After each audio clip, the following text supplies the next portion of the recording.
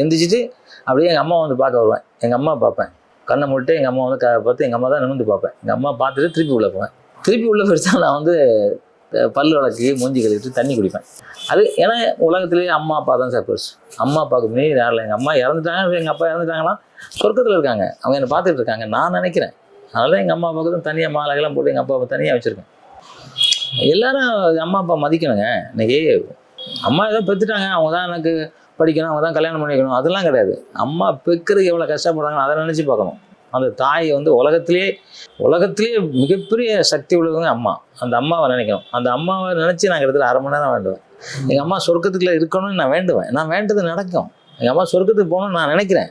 எங்கள் அண்ணன், எங்கள் அம்மாவாக இருக்கட்டும், எங்கள் அண்ணனாக இருக்கட்டும், எங்கள் அப்பாவாக இருக்கட்டும், எல்லாரும் சொர்க்கத்துக்கு போகணும்னு நான் நினைக்கிறேன். எனக்கு ஒருவேளை சக்தி இருந்தால் அந்த சக்தி எங்கள் அம்மா கொண்டு சொர்க்கத்தில் நிறுத்தி வச்சுருக்கோம். நான் மனமாற உளமாற அதை நம்புகிறேன், அதை செய்கிறேன். அது 1 ஹவர் பண்ணுவேன். ஸ்ட்ரெச்சு 1 ஹவர் பண்ணுவேன். ஸ்ட்ரெச்சுனா காலை விரிக்கிறது, கையை விரிக்கிறது, ஃபுல் இது மாதிரி உட்காருது. இப்போ இது மாதிரி வந்து ரொம்ப நேரம்லாம் யாரும் உட்கார முடியாதுங்கிறாங்க. நான் உட்காரேன் 10 மணி நேரம்னாலும் இதே மாதிரி உட்காந்துக்குவேன். எனக்கு ஒன்றும் பிரச்சனை இல்லை. ஏன்னா ஸ்ட்ரெச்சில் அந்த ஸ்ட்ரெச் பண்ணுவேன்.